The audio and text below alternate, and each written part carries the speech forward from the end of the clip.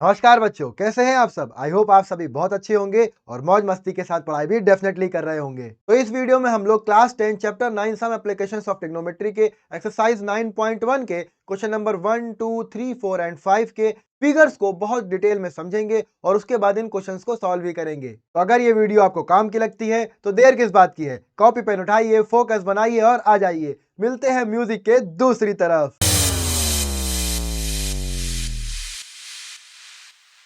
इस वीडियो का पहला क्वेश्चन नंबर 1 है। चलिए इसको पढ़ते हैं। तो इसमें लिखा है a circus artist is climbing a 20 metre long rope. ये देखो सर्कस आर्टिस्ट है, ये रोप को क्लाइंब कर रहा है और रोप की लेंथ कितनी है, 20 मीटर लॉन्ग है। विच इज का मतलब उस रोप के बारे में बता रहे हैं। Which is tightly stretched and tied. देखो जिस तरह से इस फिगर में दिख रही है ढीली ढीली ऐसी नहीं है, एकदम टाइटली स्ट्रेच्ड है, ठीक है। और टाइड मतलब बांधी गई है, कहां से कहां तक, from the top of a vertical pole to the ground. Rope का एक एंड जो है वो आपके पोल के टॉप पर बंधा है और दूसरा एंड कहां पर है, ग्राउंड पर है। बहुत बढ़िया। अब आपको कुछ दिख रहा है, ट्रायंगल जैसा दिख रहा है। हाँ सर दिख रहा है, बहुत बढ़िया। अब ये रोप की लेंथ कितनी दी है, 20 मीटर दी है। बहुत बढ़िया, क्या बात है। और देखो आगे पढ़ते हैं। Find the height of the pole. क्या फाइंड करना है, पोल की हाइट। अगर हम पोल की हाइट को h लेट कर ले बेटा, ये एंगल 90 डिग्री होगा। हाँ, क्योंकि पोल ग्राउंड से 90 डिग्री एंगल पर ही तो खड़ा होगा, टेढ़ा थोड़ी खड़ा है। अच्छा,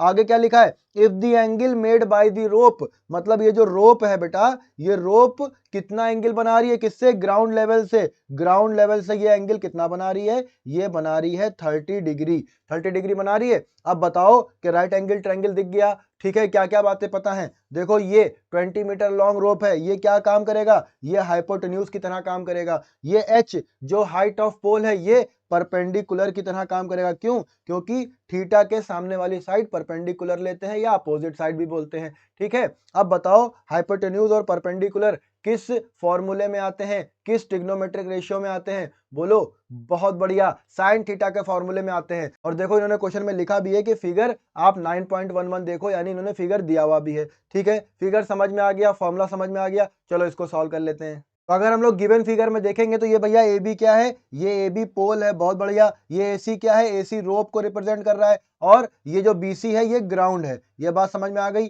चलो बहुत बढ़िया। अब लगा देते हैं formula. Sine 30 is equal to क्या लिखे बताओ, परपेंडिकुलर अपॉन हाइपोटेन्यूज होता है। परपेंडिकुलर है यहाँ पर ए बी और हाइपोटेन्यूज है यहाँ पर ए सी। वैल्यू रख दे। साइन 30 की वैल्यू कितनी होती है, बोलो। बहुत बढ़िया, 1/2। ए बी कितना है, ए बी है h, हमने लेट किया है हाइट ऑफ पोल। अच्छा, ए सी कितना, ए सी दिया है 20 मीटर। अब आप डायरेक्टली कैंसिल आउट भी कर सकते हैं या फिर क्रॉस मल्टीप्लाई करने के बाद भी कैंसिल कर सकते हैं। तो h इज इक्वल टू 20/2, 2 1 2, 2 1 2, 0, यानी h की वैल्यू आ चुकी है 10। यूनिट क्या चलेगी, क्योंकि सब कुछ मीटर में है इसलिए हाइट भी पोल की किस में आएगी, मीटर में आएगी। यही आपका रिक्वायर्ड आंसर होगा। क्वेश्चन समझ में आया बेटा, बहुत बढ़िया। वीडियो लाइक कर दो अगर क्वेश्चन समझ में आया हो। नेक्स्ट क्वेश्चन को देखते हैं। चलिए क्वेश्चन नंबर 2 को पढ़ते हैं। तो इसमें लिखा है अ ट्री ब्रेक्स। भैया ट्री ब्रेक्स मतलब पेड़ टूट जाएगा, बेचारा इतना खूबसूरत सा पेड़ लगा, ये क्या होगा, टूट जाएगा। ड्यू टू स्टॉर्म, स्टॉर्म की वजह से। And the broken part bends.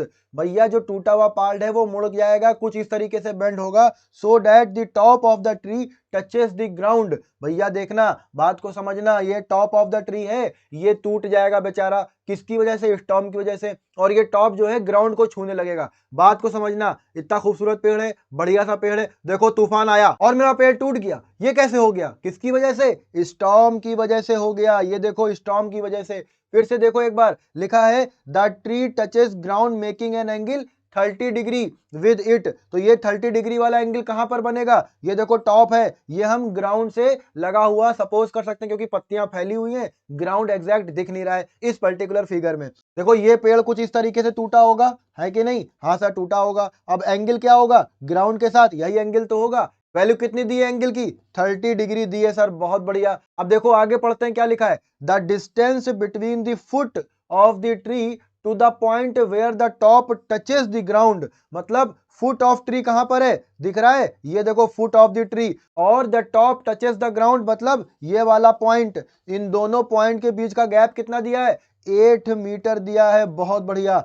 अब समझो क्या पूछा है, find the height of the tree. अब हाइट ऑफ ट्री को समझना, थोड़ा जादू करते हैं और पेड़ को सीधा खड़ा कर देते हैं। अब क्योंकि ये वो पेड़ है जो स्टॉर्म से पहले अपनी बिल्कुल सही कंडीशन में था, अब ये बीच से दो पार्ट में टूट गया है, तो दो पार्ट में टूटने का मतलब है कि हम इसकी हाइट को दो पार्ट में अज्यूम कर लें। देखो हम इसको सिंगल वेरिएबल में भी लेट कर सकते हैं, लेकिन सिंगल वेरिएबल में लेट करने से हमें नुकसान ये होगा क्योंकि फिर हमें इन दोनों में से किसी एक को दूसरा वेरिएबल लेना पड़ेगा, और अनफॉर्चुनेटली मेरे पास दो वेरिएबल तो आएंगे ही आएंगे। इसलिए हम क्या करें, हम क्यों ना पहले ही उसको दो वेरिएबल में लेट कर ले। सपोज ये एक पार्ट ऊपर की तरफ वाला x मीटर है और नीचे वाला पार्ट y मीटर है। भैया कोई डाउट है, कोई दिक्कत है? कोई दिक्कत नहीं है ना। अब देखो जब ये पेड़ टूट जाएगा तो x वाला पार्ट कौन सा है, y वाला पार्ट कौन सा है, समझना। तो इस टूटे हुए पेड़ में ये वाला जो पार्ट है आपका, ये हो जाएगा x मीटर, और ये वाला पार्ट कितना हो जाएगा, ये हो जाएगा आपका y मीटर। सही है। ये डिस्टेंस कितनी दी है, 8 मीटर दी है।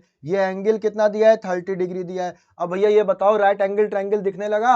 हाँ सर दिखने लगा। अब राइट एंगल ट्रायंगल में क्या क्या पता है, देखो ये देखो, एंगल पता है और बेस पता है। ठीक है, आपको एक बार परपेंडिकुलर और एक बार हाइपोटेन्यूज दोनों ही फाइंड करने होंगे। बात को समझना, थीटा पता है, बेस पता है, ठीक है। अब परपेंडिकुलर और हाइपोटेन्यूज ये दोनों चीजें फाइंड करनी है, तो जो जो चीजें पता है उनको तो लेना ही लेना है। तो एक बार इनका कॉम्बिनेशन बनाओ, तो थीटा यानी एंगल, बेस और परपेंडिकुलर किस फॉर्मूले में आ जाएंगे, टैन थीटा में। टैन थीटा की वैल्यू परपेंडिकुलर अपॉन बेस। पहली बात समझ में आई। दूसरे में देखो, ये देखो थीटा, बेस और हाइपोटेन्यूज। बेस हाइपोटेन्यूज किस में आता है, बोलो कॉस के फॉर्मूले में। तो cos theta is equal to क्या होता है बताओ, बहुत बढ़िया, बेस अपॉन हाइपोटेन्यूज। समझ में आ रही है बात। और एक और बात बता दें, किसी को ये दिमाग में नहीं आ रहा है तो फिर वो ऐसे भी कर सकता है कि कोई एक वैल्यू निकाल लो, या तो x या तो y, किसका यूज करके, जो गिवन वैल्यूज हैं, फिर पाइथागोरस थ्योरम से दूसरी वैल्यू निकाल लो। ऐसे भी सॉल्व कर सकते हैं। क्वेश्चन समझ में आ गया, सॉल्व कैसे करना ये भी मालूम पड़ गया। चलो इसको सॉल्व कर लेते हैं। तो इन फिगर से भी आपको एक बेटर अंडरस्टैंडिंग मिलेगी कि पेड़ किस तरीके से टूट रहा है, किस तरह से वो ग्राउंड से एंगल बना रहा है, ठीक है, दो पार्ट की लेंथ कैसे है। तो चलिए इस फिगर का यूज करते हैं और x और y की वैल्यू को फाइंड कर लेते हैं, देखते हैं। चलो फिर इसमें tan 30 का फॉर्मूला लगा देते हैं। तो tan 30 की वैल्यू क्या आएगी, बोलो। tan 30 का फॉर्मूला होता है परपेंडिकुलर अपॉन बेस यानी A B upon B c. Value put कर दें। tan 30 की वैल्यू कितनी होती है, 1 अपॉन रूट 3। ए बी कितना लेट किया है, y। बी सी कितना दिया है, 8। तो y की वैल्यू आ गई 8 अपॉन रूट 3 यूनिट मीटर। बहुत बढ़िया, क्या बात है। अब क्या करें, अब सर कॉस का फॉर्मूला लगा दीजिए। Cos 30 degree is equal to, बोलो क्या होता है, base upon hypotenuse, B C upon A सी।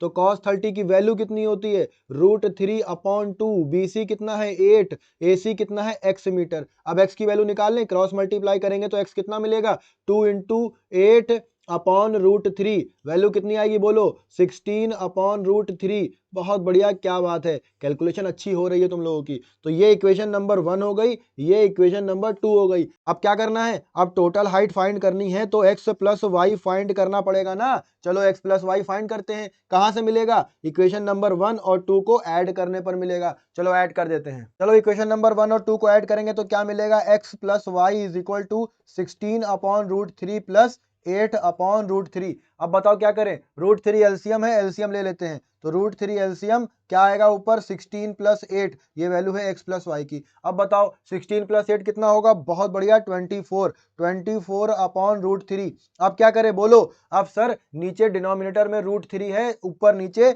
यानी न्यूमिनेटर और डिनोमिनेटर में रूट 3 से मल्टीप्लाई कर दीजिए। कर दिया भाई। अब आगे देखते हैं, 24 रूट 3 अपॉन रूट 3, जब रूट 3 से मल्टीप्लाई होगा तो 3 बन जाएगा। बनेगा या नहीं, हाँ सर बनेगा। 3 बन जा 3। आगे टेबल बताओ, 3 8 जा 24। बहुत बढ़िया। तो x प्लस वाई की वैल्यू कितनी आ गई, बोलो 8 रूट 3। यूनिट क्या चल रही है, मीटर। क्या यही आंसर नहीं होना चाहिए, हाँ सर यही आंसर होना चाहिए। ये क्या है, ये है आपके ट्री की कंप्लीट यानी पूरी हाइट। क्वेश्चन समझ में आया बेटा, बहुत बढ़िया। नेक्स्ट क्वेश्चन की तरफ चलते हैं। चलिए क्वेश्चन नंबर 3 को पढ़ते हैं। तो इसमें लिखा है, a contractor plans to install 2 slides.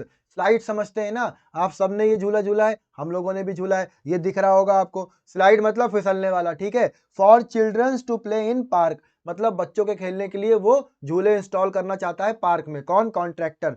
For the children below the age of 5 years, मतलब छोटे बच्चों के लिए she prefers to have a slide whose top is at a height of 1.5 metre. मतलब इसका कहने का क्या है, सपोज ये एक ग्राउंड है, बात समझ रहे हो, ये अगर एक ग्राउंड है तो अगर यहाँ पर स्लाइड इंस्टॉल करेंगे तो इसकी हाइट कितनी होनी चाहिए, 1.5 मीटर होनी चाहिए। बच्चे को ध्यान में रख के वो ऐसा सोच रही है क्यों बोल रहे हैं, क्योंकि यहाँ पे लिखा है शी प्रेफर्स, ठीक है। एंड आगे क्या लिखा है, and is inclined at an angle of 30 degree. ये देखो ये इंक्लिनेशन दिख रहा है तुम्हें, ये देखो ये स्लाइड में इंक्लिनेशन ग्राउंड से, ये इंक्लिनेशन को समझ रहे हो बेटा, यही इंक्लिनेशन की बात हो रही है। तो अगर ये इंक्लिनेशन दिया है 30 डिग्री तो कुछ ऐसा बनेगा, हाँ सर ऐसा ही बनेगा। Whereas for elder children, मतलब बड़े बच्चों के लिए जो झूला झूल सकते हैं बड़ा वाला, she wants to have a steep slide, मतलब एक खड़ी ढाल वो चाहती है कि मतलब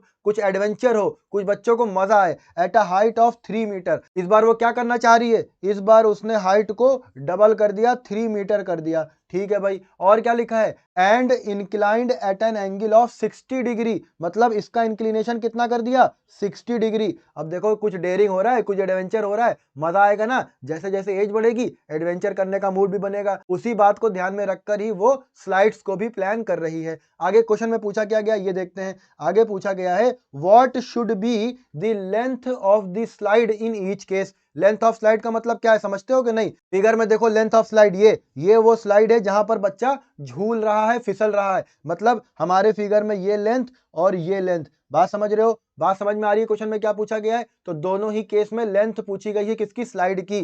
चलो अब एक बात बताओ, ये जो लेंथ ऑफ स्लाइड है इस थीटा के रेफरेंस में ये क्या है, ये हाइपोटेन्यूज है कि नहीं है बेटा, हाँ सर है। ये थीटा के सामने वाली साइड परपेंडिकुलर होगी, हाँ सर होगी। तो परपेंडिकुलर और हाइपोटेन्यूज की बात हो रही है तो बेटा कौन सा फॉर्मूला लगेगा, परपेंडिकुलर अपॉन हाइपोटेन्यूज। फॉर्मूला किसका होता है, साइन थीटा का फॉर्मूला होता है परपेंडिकुलर अपॉन हाइपोटेन्यूज। क्वेश्चन समझ में आया बेटा, बहुत बढ़िया। चलो इसको और अच्छे समझते हैं और सॉल्व करते हैं। ये दोनों ही फिगर आपको समझ में आ रहे होंगे। पहला केस बिलो 5 इयर्स के बच्चों के लिए है और दूसरा केस थोड़े बड़े बच्चों के लिए। चलिए साइन थीटा का फॉर्मूला लगाते हैं और वैल्यू को फाइंड कर लेते हैं। अच्छा एक बात ये बताइए कि क्या हम लेंथ ऑफ स्लाइड को कुछ लेट नहीं कर सकते, अगर हम लेट कर लेंगे तो मेरी कैलकुलेशन आसान हो जाएगी। तो पहले केस में यानी बिलो 5 इयर्स के केस में हमने length of slide x metre let कर लिया और दूसरे केस में हम इसको y मीटर लेट कर लेते हैं, जिससे मेरी कैलकुलेशंस आसान हो जाएंगी, उनको फाइंड करना आसान हो जाएगा। ठीक है, अब हमें x और y की वैल्यू निकालनी है। चलिए साइन थीटा का फॉर्मूला लगाते हैं